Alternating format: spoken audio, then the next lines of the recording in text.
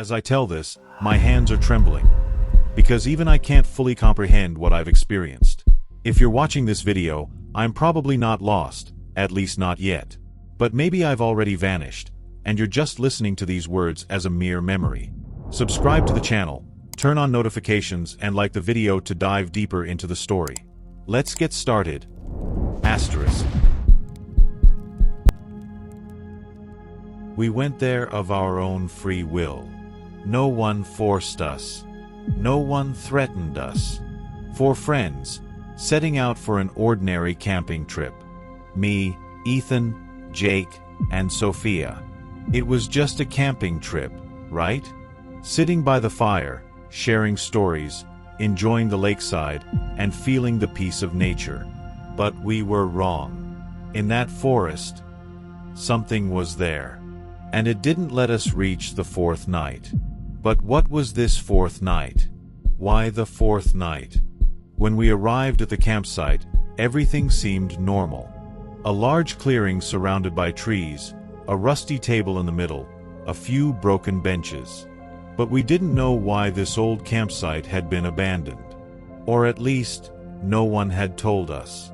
Sophia dropped her backpack and stretched. This place looks amazing. Ethan glanced around. Amazing?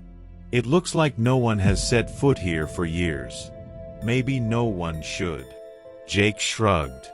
These are just legends. Let's have some fun and forget about it. That's when we received the first warning. On the table in the center of the campsite lay an old, stained piece of paper. Covered in dust and moisture, its edges torn. Written in shaky handwriting, it said, "You won't see the fourth night." Ethan picked up the paper and laughed. Sounds like a cliché horror story. Sophia rolled her eyes. Definitely. Probably just a childish prank. But me, I felt an uneasy chill deep inside. Maybe we should have left then. But we didn't. Do you think this was just a prank? Or something else? As night fell, we lit our campfire. The silence of the lake settled deep inside me in a way that felt unnatural. No wind, no birds.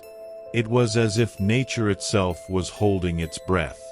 It didn't feel like a normal camping trip at all. At one point, I walked over to the lake. I looked into the water. And, for a moment, I saw my own reflection. But then my eyes widened. Because the reflection was smiling. I wasn't smiling. But the me in the water was grinning at me, baring its teeth. I stumbled back, my breath catching in my throat. At that moment, a hand touched my shoulder. I screamed and turned around. It was Ethan. He frowned. "What are you doing? Are you okay?" I couldn't answer him. Because in the reflection of the lake, there was another version of us. And its eyes weren't human. I spent the first night in deep unease. But in the morning, everything seemed normal. So maybe I had scared myself for no reason. Maybe I was just tired. The second night was much worse. Past midnight, I heard a sound outside my tent. Whispers.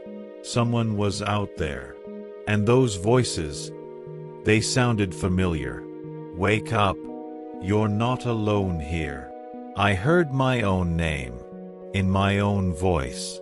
I froze. Because outside, right in front of my tent, someone was speaking, with my voice. What would you do in that moment? It couldn't be Ethan, Jake, or Sophia. That voice was me. But at the same time, it wasn't. I slowly got up and unzipped my tent. Holding my flashlight out, I shone it into the darkness. No one was there. But in the dirt, footprints. And right outside my tent, a note had been left. "Don't forget yourself." What did that even mean? The third night was the worst. Everyone had fallen asleep, but the moment I closed my eyes, I felt it. Something was watching us. And then I heard a voice. Jake's voice. "Help me." My eyes shot open. I unzipped my tent in a panic and rushed outside. Jake's tent was closed. But his voice, it was coming from the forest. I called out, "Jake." No answer. I took careful steps toward the trees. The deeper I went into the forest, the faster my heart pounded. Then I saw a figure. Jake stood there, his back facing me. He was trembling. What was that? I stepped closer, reaching out a hand to his shoulder. "Jake, are you okay?" And then he turned around. But his face was gone. A black, empty void stared back at me. I screamed. My body moved before my mind could process it. I ran, sprinting back toward the campsite. My tent. Safety. But when I got there, Jake was inside, sleeping peacefully. Yet I had just seen him in the forest. He was there. And at the same time, he was here. What was I looking at?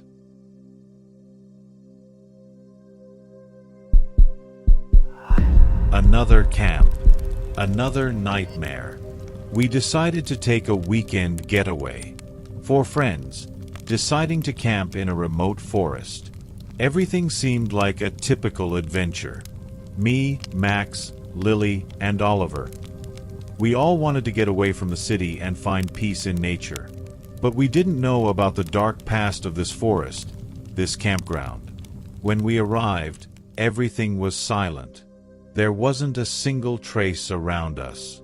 Only an old campsite hidden in the shadows of trees with abandoned structures. Like many campgrounds, there were rusty tables, broken chairs, and a small gazebo on the verge of collapse.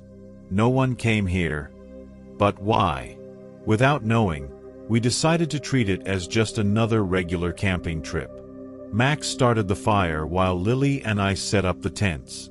Oliver walked off a bit, heading toward the lake to enjoy the view.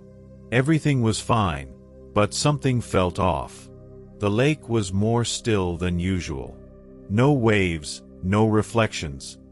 It just looked like a frozen surface. As the night wore on, we gathered around the fire and began chatting. But with every conversation, something bothered me. A sound like a whisper. At first, we didn't notice, but after a while, we all felt like something was moving in front of us. We thought someone was watching us, but we couldn't see anyone. Lily was the first to notice something moving in front of their tent. She called us over. "Do you see that? Is that a light by the lake?" We all turned to look, but there was no light on the lake, just darkness and stillness. What do you think was going on? After a while, my eyelids grew heavy. My body was signaling that it needed rest. As I lay down to sleep, I was about to drift off when I suddenly opened my eyes. This didn't feel like my tent. No one was around. My friends were gone. There was still a lingering sense of fear from before. I stepped outside the tent, thinking my friends would still be around. I opened my eyes and saw nothing but darkness. Only trees and the dead lake. It felt like nothing dared to return. The darkness was like a wall trying to keep me from moving forward. I had to go to the lake. But why? Something was pulling me there. Every step I took, my heart raced, because I heard a sound. I walked slowly, but there were sounds behind me. The deeper I went, the darker it got, and everything seemed even stranger. Then, I saw a shadow. At first, it looked like a figure, but as I approached, its true nature began to reveal itself. It looked like Jake, but it wasn't him. He was standing frozen, with his back to me.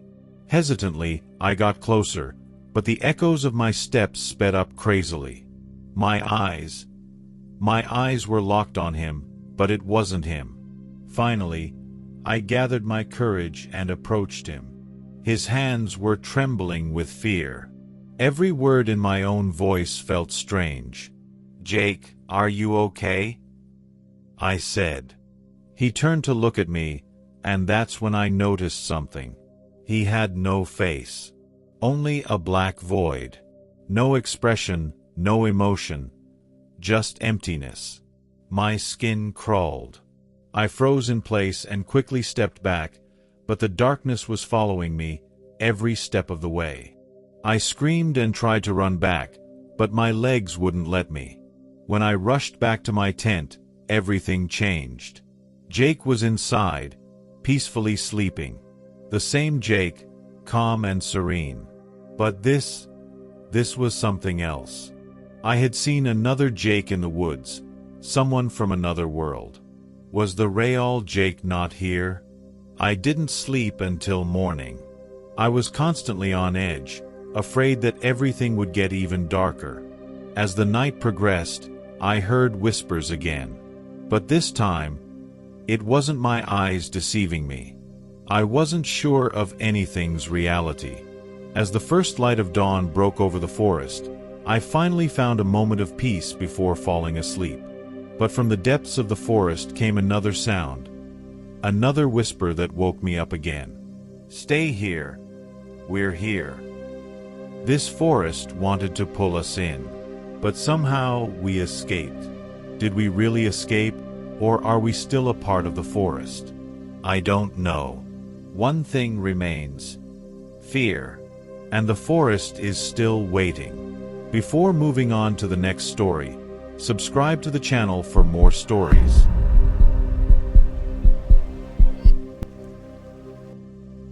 One weekend, we decided to camp deep in the forest.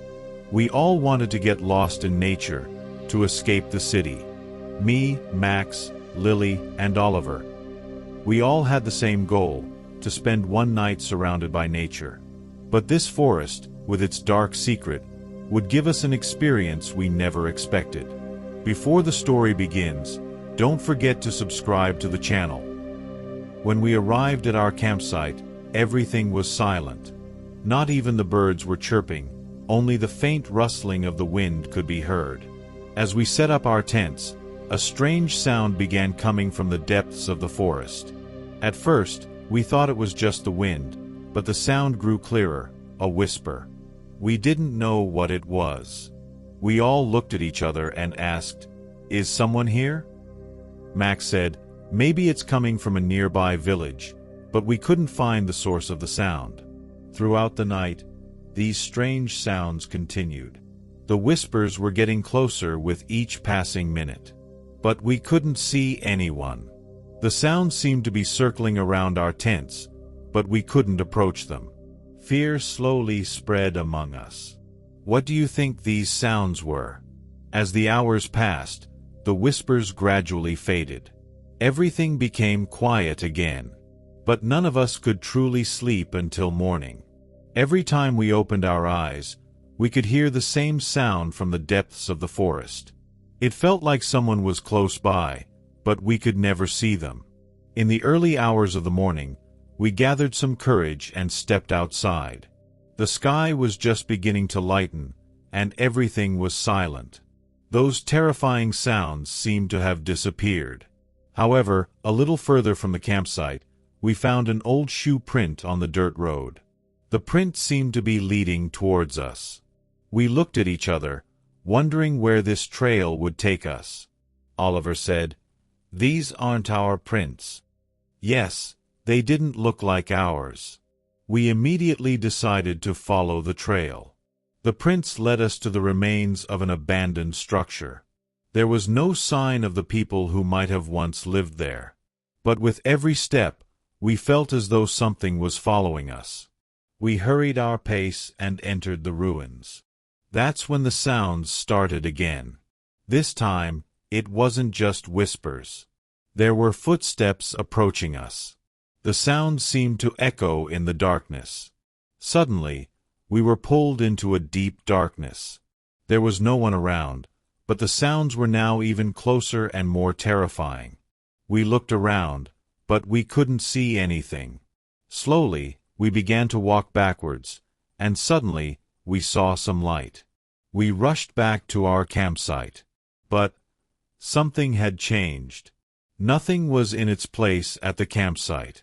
The tents were toppled, the fire was out, and everything seemed completely abandoned. We all looked at each other, and for a moment, we felt like the source of those sounds was still around us. The whispers stopped, but our hearts were racing. We decided to leave the campsite quickly. At that moment, a shadow appeared on the path we had walked. This shadow looked like us, but it wasn't moving.